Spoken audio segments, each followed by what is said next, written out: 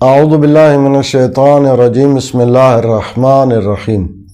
ہم نے اپنے چینل راہ نجف پر ان غلط فہمیوں کے بارے میں گفتگو کرنا شروع کی ہے جو ہمارے معاشرے میں رائج ہیں، اور ان غلط فہمیوں کا دین آل محمد علیہ السلام کے ساتھ فقہ اہل بیت علیہ السلام سے دور تک کا بھی واسطہ نہیں ہے۔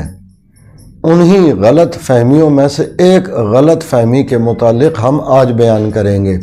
جب کسی عورت کا شوہر فوت ہو جائے اور کوئی خاتون بیوہ ہو جائے تو ہمارے معاشرے میں اس پر بہت ساری پابندیاں لگا دی جاتی ہیں کہ وہ گھر سے باہر نہیں نکل سکتی ہے، وہ اپنے شوہر کی قبر پر نہیں جا سکتی ہے۔ کیا یہ تمام باتیں اہل بیت علیہ السلام نے بیان فرمائی ہیں؟ تو یاد رکھیے گا کہ ان باتوں کا دین آل محمد علیہ السلام کے ساتھ اور فقہ اہل بیت علیہ السلام سے کوئی تعلق نہیں ہے۔ جس عورت کا شوہر فوت ہو جائے وہ عورت اپنے گھر سے باہر بھی جا سکتی ہے، اپنے شوہر کی قبر پر بھی جا سکتی ہے۔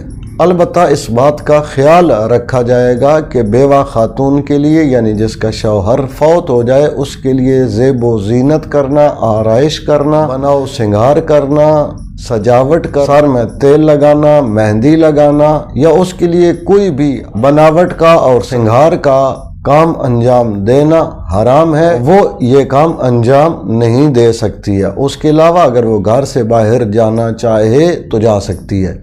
ایسی ہی مزید غلط فہمیوں سے آگاہی اور آشنائی کے لیے ہمارا چینل سبسکرائب کریں۔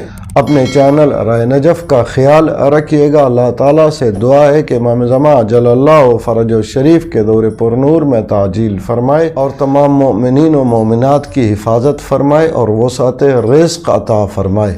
اللہم صلی علی محمد و آل محمد وعجل فرجہم۔